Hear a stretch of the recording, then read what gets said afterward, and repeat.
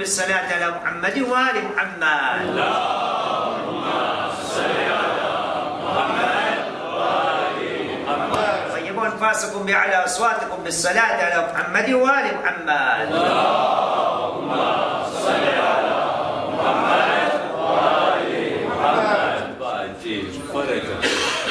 Il est sûr et certain qu'en rentrant dans cette salle aujourd'hui, chacun d'entre nous a vu un paysage autre que tous les vendredis. Voyez-vous, nous avons ici devant nous un corps, un défunt, qui va être tôt ou tard amené à sa destination finale. Nous avons un mort aujourd'hui dans la communauté. Et à ce moment-là, je me rappelle d'une des narrations de notre premier imam, l'imam Ali ibn Abi Talib alayhi salam.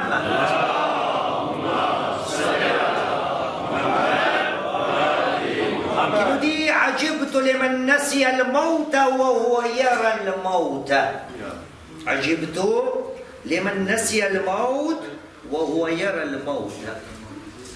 Le premier imam Ali ibn Abi Talib alayhi salam nous dit je m'étonne de celui qui oublie la mort or qu'il voit les gens mourir. Je m'étonne de celui qui oublie la mort or qu'il voit des défunts, des cadavres, des gens qui décèdent l'un après l'autre. Je m'étonne.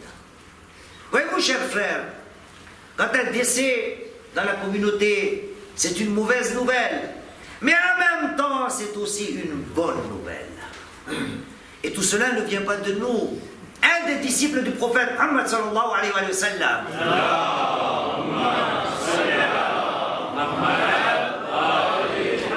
Il s'agit d'Abu Dharr al-Ghafari. Au moment où il était en train d'enterrer son fils, son propre fils. En enterrant son fils, voilà les paroles d'Abu Dharr qui lui ont été transmises. Abu Dharr alayhi salam, sallallahu alayhi wa Muhammad wa alayhi Muhammad.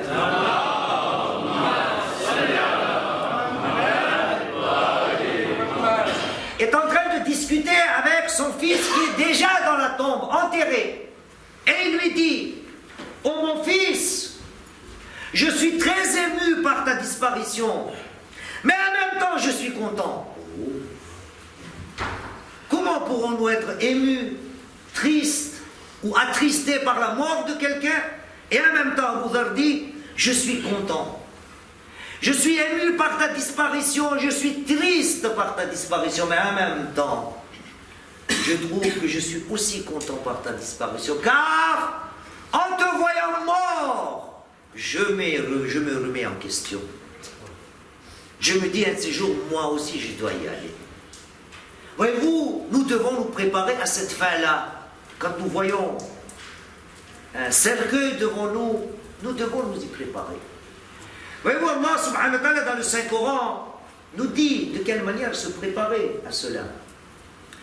Dans le chapitre 4 du Saint-Coran, verset 122, Allah subhanahu wa ta'ala dit Bismillahirrahmanirrahim Laysa bi amaniyikum wa la amani ahli al-kitab. Ceci ne dépend pas de vos désirs. Ceci ne dépend pas du désir des gens du livre. Ceci, quoi ceci? Quoi ceci? Ceci ne dépend pas de vos désirs. Ceci ne dépend pas des désirs des gens du livre. Man ya'mal su'a yujza bih.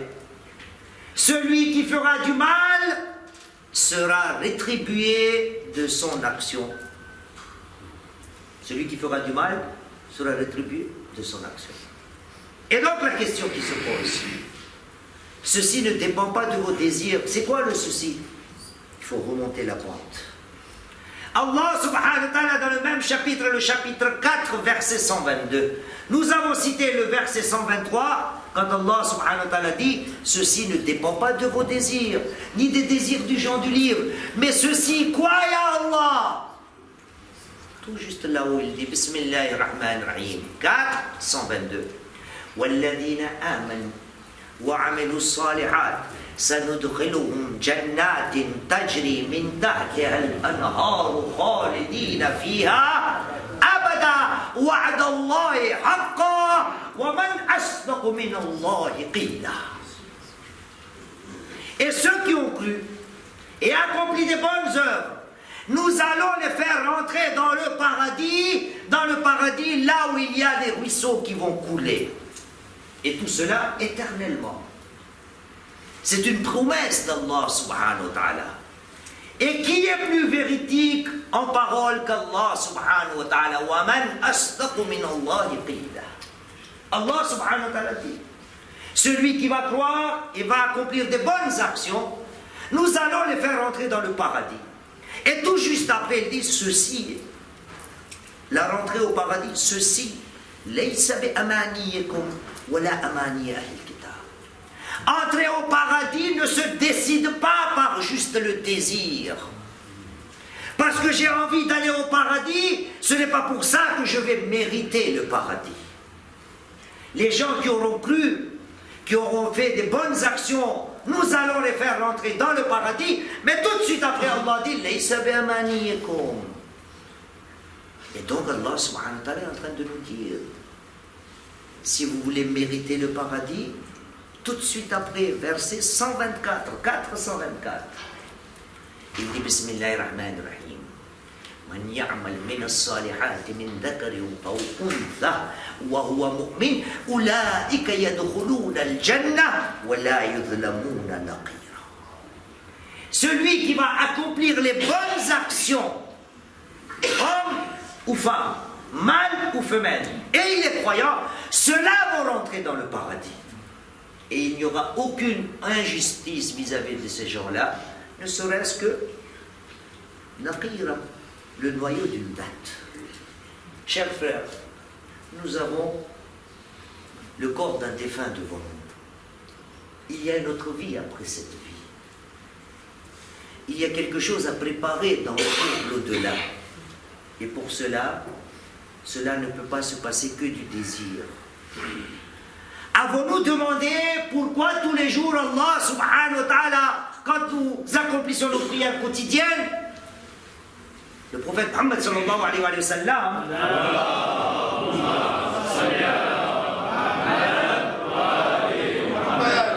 a dit la salata illa bi fatihatil kitab. La prière ne peut être accomplie sans suratul Fatiha. Et dans suratul Fatiha, tous les jours, nous demandons à Allah subhanahu wa ta'ala Ihdina as-siratal mustaqim. Oh mon Dieu, guide-nous sur le droit chemin, ou bien garde-nous sur le droit chemin. Ya Allah, pourquoi tu nous as pas dit de demander tous les jours, oh mon Dieu, donne-moi le paradis?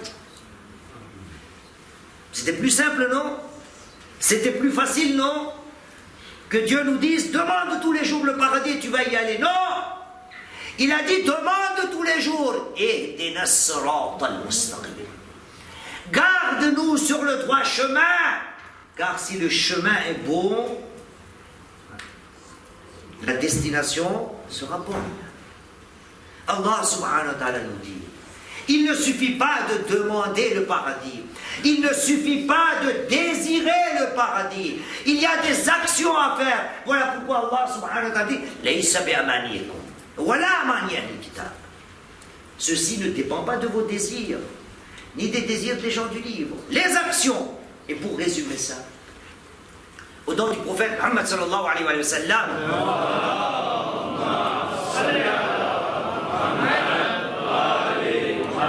quelqu'un est venu d'un village lointain qui a eu les nouvelles qu'il y a un prophète qui dit qu'il est le prophète de Dieu et que Allah subhanahu wa ta'ala est unique. Il était très loin. Il a accepté l'islam. Il s'est converti, mais il se disait que ce prophète est venu aussi avec un livre, avec des recommandations, et donc il se pointe à Médine. Il vient voir le prophète et lui dit, Ya Rasulallah, je viens de très loin, je voudrais apprendre le Saint-Coran. Je voudrais apprendre le Saint-Coran. Le prophète a ordonné à un de ses disciples, voilà quelqu'un qui veut apprendre le Saint-Coran, apprends-le le Saint-Coran. Comme par hasard, l'histoire nous relate que le professeur en question a commencé à apprendre à la personne qui était venue apprendre le Saint-Coran par un verset du Saint-Coran. C'est le verset, chapitre 99, versets 7 et 8, deux versets. Allah subhanahu wa ta'ala dit, Bismillah ar-Rahman ar-Rahim. وَمَنْ يَعْمَلْ مِثْقَالَ ذَرَّةٍ خَيْرًا يَرَهُ وَمَنْ يَعْمَلْ مِثْقَالَ ذَرَّةٍ شَرًّا يَرَهُ. Celui qui accomplira une bonne action, il verra l'effet. Celui qui accomplira une mauvaise action, il verra l'effet. Il a appris deux versets du Saint-Coran. Il a laissé le cours, il est parti. Les gens, oh mais le Coran, c'est beaucoup plus que ça. C'est pas la peine. Ça c'est suffisant. Les gens sont venus se plaindre auprès du prophète. Ya Rasulullah, il ne veut plus apprendre. Il a appris que ces deux versets. Le prophète a dit c'est suffisant. Chacun d'entre nous doit se dire, nous avons un mort devant nous. La moindre action, qu'elle soit bonne ou mauvaise, le résultat, nous allons le voir. Et en guise d'illustration, beaucoup. Aujourd'hui, nous avons un cours, nous avons Salat al-Jama'a, tout à l'heure, Inch'Allah, pour le défunt, et il y a enterrement aussi. Je finis par l'illustration. Qu'en est-il de moi, l'être humain? Qui suis-je? Aucune valeur. Même le prophète d'Allah, subhanahu wa ta'ala, juste, entre guillemets, j'ai dit, mauvais pas, un faux pas, et ils doivent subir la conséquence. Dans le Saint-Coran, nous avons un chapitre exclusivement réservé à un des prophètes d'Allah, subhanahu wa ta'ala. Partout, Allah, subhanahu wa ta'ala, raconte du début jusqu'à la fin, plus ou moins dans les détails, les péripéties de sa vie. Il s'agit de Nabiullah Yusuf alayhi salam. Donc le chapitre 12 du Saint-Coran, exclusivement réservé à Nabiullah Yusuf alayhi salam. L'histoire nous relate, sans aller dans les détails, qu'est-ce qui s'est passé avec Nabiullah Yusuf, comment ses frères ont été jaloux, ils l'ont jeté, ils l'ont frappé, il a été vendu, il est devenu Aziz et Misr. Tout cela nous le savons. Vient un jour où Nabiullah Yusuf alayhi salam dit que je voudrais voir mon père, amenez-le. Cela fait des années que le père n'a pas vu son fils, ni le fils n'a vu son père. Et là, le fils a envie. Il était le bien-aimé de Yaqub alayhi salam. Nabiullah Yusuf a eu envie de faire plaisir à son papa. En disant, mon papa, tu t'inquiétais beaucoup pour moi. Tu as pleuré des années pour moi. Aujourd'hui, je voudrais te montrer que je ne suis pas si démuni que cela. Et pour cela, Nabiullah Yusuf, quand il était en train d'accueillir son père, il est resté sur son trône, sur sa monture. C'était pas par orgueil. Il voulait juste rendre content son père en disant, papa, tu as vécu de la tristesse, de la souffrance. Mais aujourd'hui, sois content, ton fils est roi. Il est le prince d'Égypte. Sans orgueil, juste pour faire plaisir à son papa. Et là, Jibril Amin arrive. Il dit à Nabiullah Yusuf, Yusuf, tends ta main, ouvre la pomme. Et voilà qu'une lumière s'écarte de la pomme et s'en va. Yusuf alayhi salam demande Jibril, qu'est-ce que c'était? Jibril a dit, Yusuf, Allah subhanahu wa ta'ala a décrété pour le fait que tu ne t'es pas levé pour le respect de ton père, tu ne mérites pas dans ta lignée la prophétie. Dans ta lignée, il n'y aura aucun prophète. Petite action. C'était pas un péché. Et dans l'autre sens, il y a un autre qui est aussi complice du complot pour frapper Youssouf, pour amener Youssouf. Il s'agit de Binyamin, l'autre frère de Youssouf. Lui aussi, il n'avait rien fait. Juste une action. Au moment où les frères voulaient tuer Youssouf, il avait juste dit la taqtulu. Ne le tuez pas, jetez-le dans le puits. Il avait juste dit ça. Binyamin, Benjamin, Et là, Allah subhanahu wa ta'ala, oh pardon.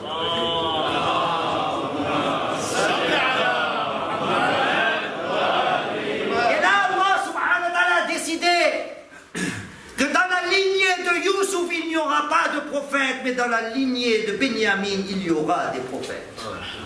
Chers frères, le paradis ne se gagne pas par les désirs, pas par les désirs. L'action, l'action, l'action. Demandons pour la défunte qu'Allah subhanahu wa ta'ala la pardonne. Viendra, sûr et certainement, sans faute. Un de ces jours, ce sera notre tour. Il est de notre devoir de s'y préparer. Alhamdulillah Rabbil Alameen. ربنا تقبل منا إنك أنت السميع العليم. بسم الله الرحمن الرحيم. والعصر إن الإنسان لفي خسر إلا الذين آمنوا وعملوا الصالحات وتواصوا بالحق وتواصوا بالصبر. الحمد لله رب العالمين. ثم الصلاة والسلام على أشرف الأنبياء والمرسلين محمد. اللهم صل على محمد علي بن أبي طالب.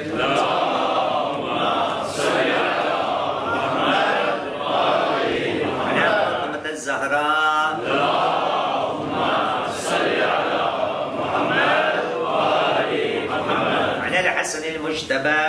اللهم صل على محمد وآل محمد. على الحسين الشهيد. اللهم صل على محمد وآل محمد. على علي بن الحسين.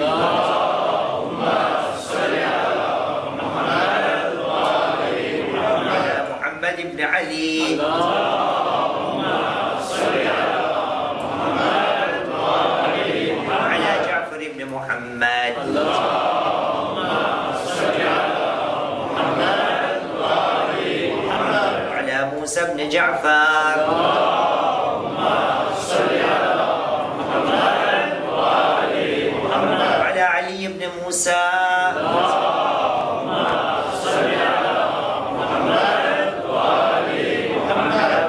ابن علي. اللهم صل على محمد وآل محمد. على علي بن محمد. اللهم صل على محمد وآل محمد. الحسن بن علي العسكري. اللهم صل على محمد وآل محمد. الحجة القائم المهدي المنتظر.